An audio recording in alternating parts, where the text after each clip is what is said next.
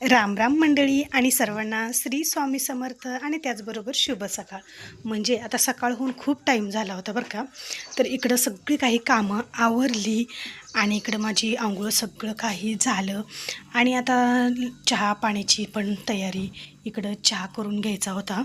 चला म्हणलं आज सकाळ सकाळचं पूर्ण दिवसभराचं जे काही म्हणजे सकाळी उठल्यापासून ते दुपारी जेवणापर्यंतचं तुमच्याशी रुटीन शेअर करावं.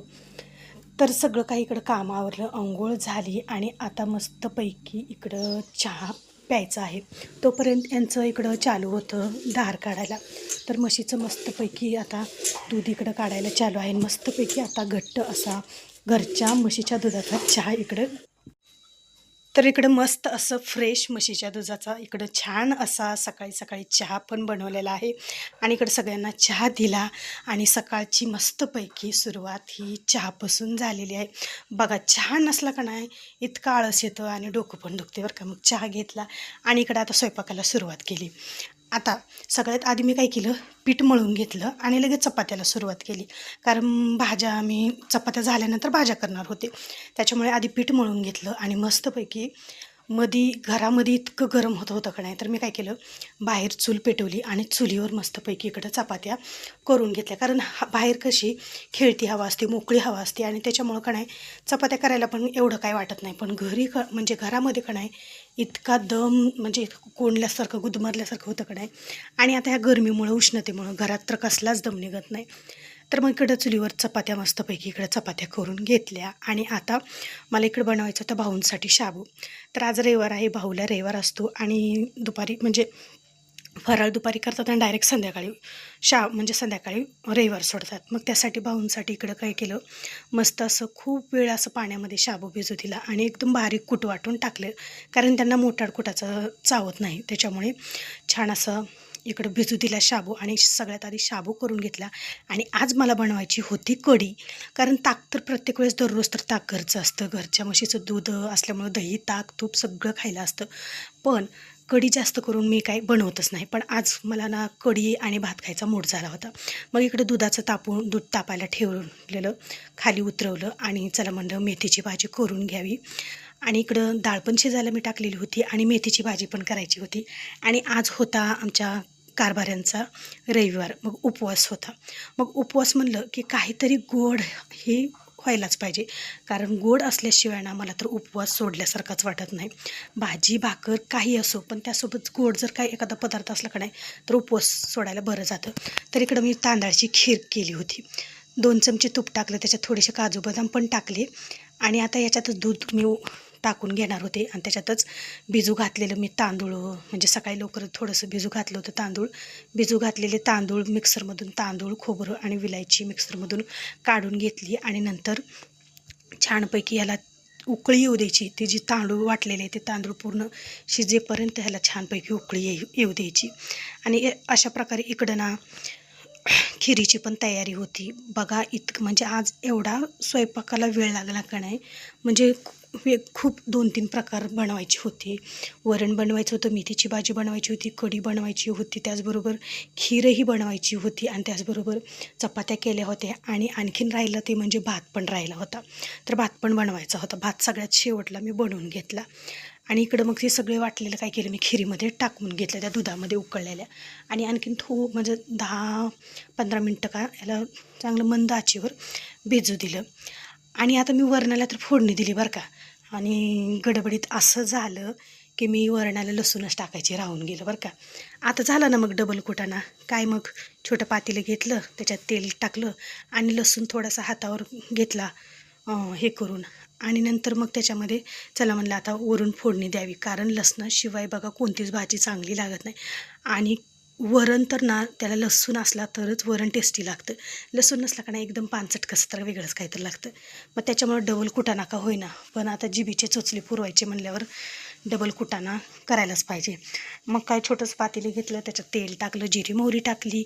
जिरी मोहरी चांगली तडतडली का नाही, थोडंसं ते लसूण ठेचलेला घेऊन लसूण पण टाकला आणि कढीपत्ता पण थोडासा टाकला, म्हणजे डबल फोडणी दिली बरं का. आता जसं होईल तसं होईल म्हणून चला डबल फोडणी दिली. कारण यांचा रविवार होता आणि भाजी वेगळी झाली की मग कसं जेवताना का नाही गोंधळ होतो आणि खाऊशी वाटत नाही भाजी. त्याच्यामुळे आपल्याला कुटाणा झाला तर झाला, पण डबल करायलाच पाहिजे. तर मग काय इकडं दिली मस्तपैकी तडका वरणाला आणि एकदम छान असा तडका पण बसला वरणाला आणि वरण पण नंतर इतका छान वास सुटला का नाही वरणाचा.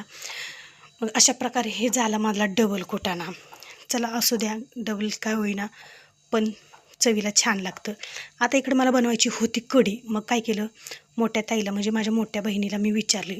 कढी म्हणजे जास्त करून मी कढी बनवतच नाही कधी बरं का, पण मी ज्यावेळेस तिच्याकडे गेले का नाही त्यावेळेस तिनं कढी बनवली होती आणि ती कढी मला इतकी जी प्रचंड आवडली, इतकी जाम आवडली का नाही, म्हणजे लईच भारी होती. असं सांगताना सुद्धा तोंडाला पाणी येईल इतकी भारी तिनं कढी बनवली होती. मग तू कढी कशी बनवतेस मी तिला विचारून घेतलं. मग त्यावेळेस तिने म्हणजे ज्वारीचं पीठ किंवा बेसन पीठ त्या म्हणजे ताकामध्ये टाकायचं आणि मस्तपैकी हलवायचं, म्हणजे एकजीव पूर्ण ते पीठ ताक करून घ्यायचं. आणि नंतर काय तेल टाकून जिरी मोहरी टाकून हिरवी मिरचीचा म्हणजे हिरवी मिरची जी वाटलेली ठेसा असतो तो ठेसा टाकायचा, चवीपुरतं मीठ टाकायचं, हळद कढीपत्ता टाकायचा आणि बरेच जण खोबरं पण टाकतात बरं का, पण मला काय खोबरं टाकावं वाटलंच नाही म्हणून मी काय खोबरं याच्यात टाकलं नाही. आणि अशा प्रकारे इकडं मस्तपैकी कढीला पण तडका दिला आणि छानपैकी इकडं कढी पण बनवून घेतली. आणि अशा प्रकारे हळूहळू स्वयंपाक चालू होता. आणि आईंना जायचं होतं शेताकडे, तर शेताकडे बाया लावल्या होत्या. मग आई पण त्यांच्यासोबत बायांसोबत गेलेल्या होत्या. मग आई जेवण करून गेल्या, आईंना जेवण्यासाठी दिलं होतं, त्या जेवण करून गेल्या आणि माझं इकडे चालू होतं काम. आणि आणखीन माझं धुणं भांडी बरंच काम होतं माझं. तरी पण आधी सगळा स्वयंपाक करून घ्यायचा आणि नंतर मग ही बाकीची कामं करायची. इकडं मस्तपैकी कढीला तडका बसला बरं का. आता कढी भात कोणाकोणाला आवडतं बरं, प्रत्येकाला आवडतं, पण काहींच्या म्हणजे प्रत्येकाची वेगवेगळी चॉईस असते.